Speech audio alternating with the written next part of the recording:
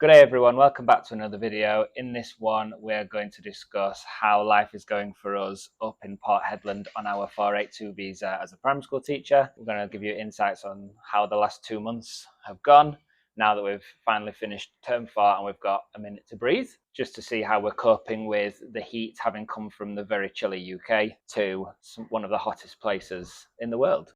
I really love it here. I think Port Hedland has got a bit of a reputation. We spoke to so many people down in Perth telling them we were coming here, and the reactions every time were they're like sort of in shock in that shock. People from the UK would dare to go up there where no Australians even want to go, as they like they brace themselves. They were very much, do you know where you're going? And I understand that everyone's experiences of being here is different. Even people that we know that are here are having a different experience to us. The community here is just amazing. Yeah. Everyone is so kind, everyone is so welcoming, and when you've got young children, there is genuinely just so much to do for free.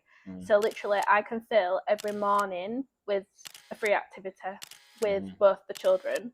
And because it is a small town, pretty much everybody goes to the same things. So you make friends really, really easily. And people take you under their wing and look after you because they know you don't have family here.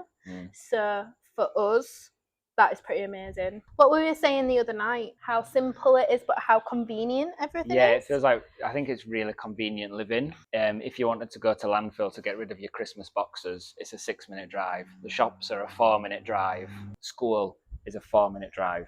Yeah. Everything is so close and convenient.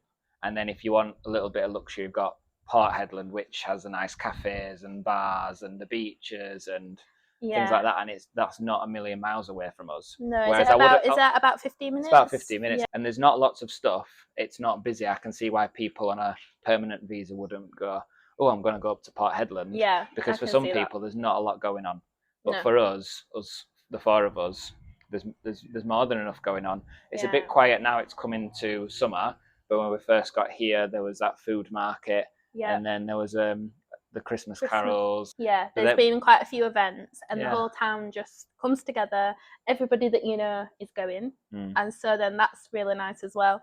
And you can't go to the shops without bumping into people that you know either. You've got to like expect to see at least 3 or 4 people every time that you go.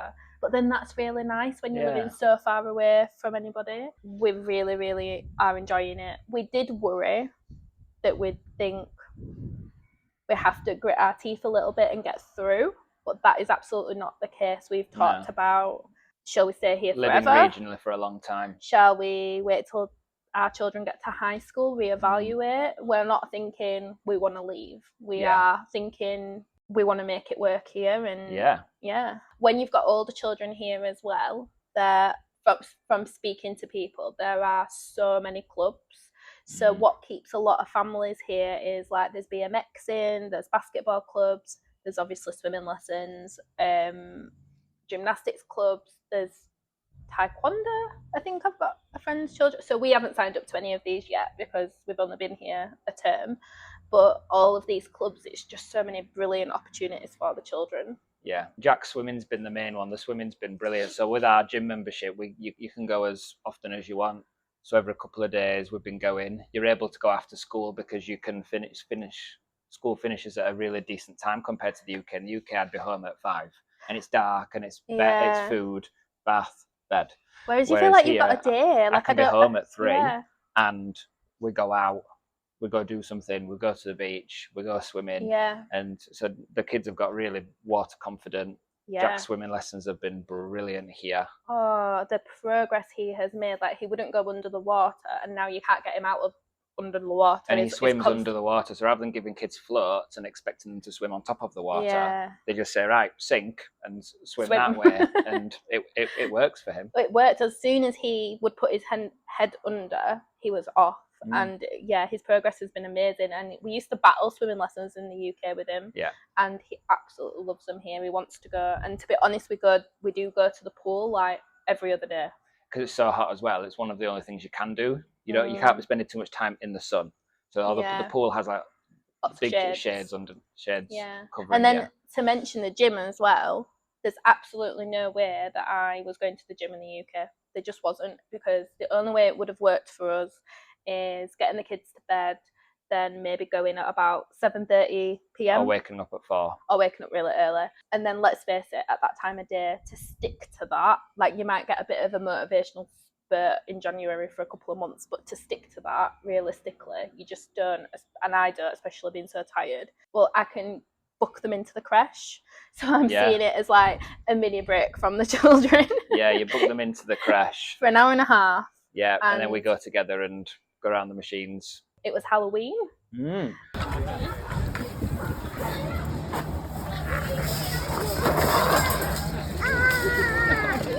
That was different. That was different. So, like in the UK, it's like every house like either does something or they don't, and you have to walk quite far between the different houses. Where here, there were like 2 areas you could go to. Most houses in that area did something really impressive for Halloween. Yeah. So everyone goes to that area, and my gosh, there were so many people, so many costumes. The kids loved it. You just go up and get all the lollies, which are sweets. So there's no knocking on the door and saying trick or treat. No. You don't do that. We had them practicing for ages all day, and then we didn't have to say it. So like the culture here, or the vibe, very much seemed to be like the families would sit out in the garden with a beer. Yeah. Let's say. Yeah. Or put a costume on themselves and then they'd sort of sat and just watched everybody like walk by, and it looked quite nice to be on the other side of it as well. Yeah. So yeah, that was like a lot of effort. Yeah. Like the 1st of November, you're like, oh, I've got to take it all down now. I think I'm glad I'm not on that street. Yeah, it's nice to go to and walk away. Yeah. Kudos to the people on that street. Yeah, definitely. I don't think I'd have it in me to set it all up in the way that they did, because it was really good. Very different in the heat. Yeah. So like having the sunset, and like in the UK you're putting costumes on and then you're thinking about coats over the top, and then you can't see the outfits. Yeah. Whereas here it was like, how little of layers can the children wear? Other things, like we've been doing little bits here and there. So Pretty Pool is a place that we were aware of before we even got here, as a place that people go to. So we went there, and it was beautiful in its own way. Got to be careful of the stonefish and things, but there were the little fish, and I'm guessing salmon. There was some fish jumping. Probably wasn't salmon. Yeah, there were fish jumping, but there were nothing near us. We went in like the clear water that you could see. Yeah. Shuffled our feet. Shuffle your feet. Spring is flatback turtle hatching. No, not hatching. Oh no, laying the nesting season. So we saw them. It was an evening. It was 5 p.m. high tide. So pick the high tide times. There are turtle volunteers on the beach who make sure that you behave yourself and you know what you're doing around the turtles. Stop, drop, act like a rock, and all that. Don't go too close to them. It was to see that was absolutely amazing. I think that was one of them. I think that was one of the most amazing things I've ever seen. Like, I know that sounds a little bit like, it was honestly one of the most amazing things I think I've ever seen. The spontaneity of it. You had to be there at the right time, and a turtle just came.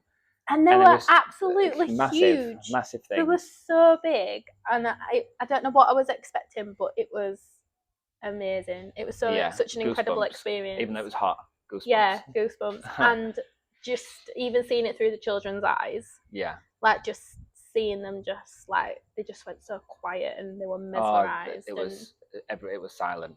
I feel like I just saw a flash of lightning. So the clouds behind us are not normal, and I think there might be a storm coming. There's a storm coming, so we're talking fast. Yeah. This is it happens on an evening and night time where you get so dry during the day, and then it's torrential rain on an evening or a night. Yeah. I was going to say, it goes by the morning. Yeah, even like listening to the rain here when it does rain, it's so different. So like heavy. Hearing it on the metal. Yeah. But another thing that took me a while to get used to was just the different noises. Like when you're falling asleep on a night, waking up in the morning. The wildlife. Yeah. 5 a.m. The cockatoos. Yeah. My gosh. Like, I think I've got used to it now because I don't wake up at 5 anymore. No, but we did for a while. It was 5 a.m. for every day. Morning. Like all the little differences in noises, and there's crickets. You can hear crickets. Oh, the crickets are constant. Frogs. Yeah. Oh, the geckos. The frogs, the geckos, obviously, yeah. It's amazing how far we've come and how used to all of that we are now. And then see the turtles hatching. That was amazing to see the baby turtles making them trying to wait. So we did that recently. Yeah. That was amazing. Although that was also quite that it was a low tide. Yeah, it was unfortunately for the turtle that hatched. It was a low tide. It had a long way back. It probably wasn't making it. No, we followed it for quite a while, and it wasn't going. And then quite the as right the further way. you go out, there are like jellyfish, stonefish, octopi. So it becomes dangerous for you if you've not got the right footwear on and things. So with kids, it was like, no, sorry, turtle. But there were other people there who were doing a great job. They were helping it, weren't they? Yeah, like you can't. But you could see all the seagulls lining further up for back. it, we were waving them down. Yeah. Coming into November, big difference is that Santa here doesn't fly by reindeer. He comes on a fire truck.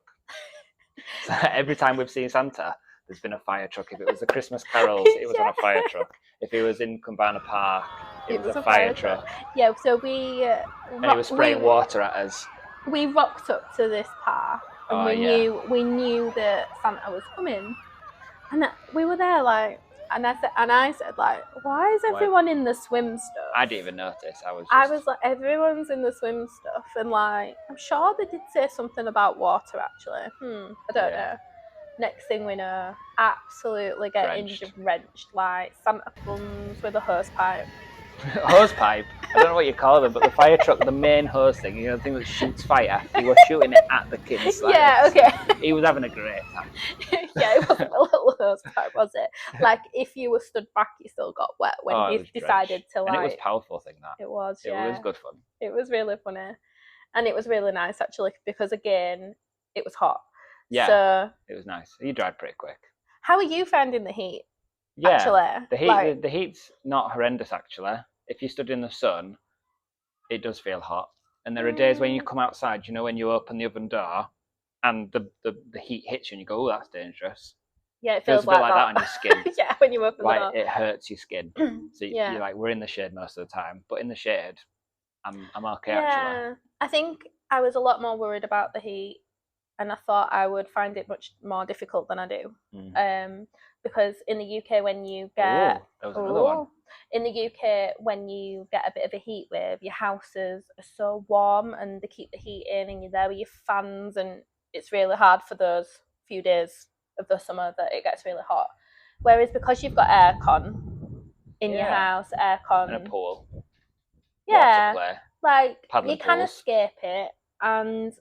I think I just keep comparing it to the UK winter because that's where we'd be now. Yeah. And we'd have been in a lot for UK 5 layers, winter. Hats, gloves, scarves, and... We would have barely gone out. Yeah.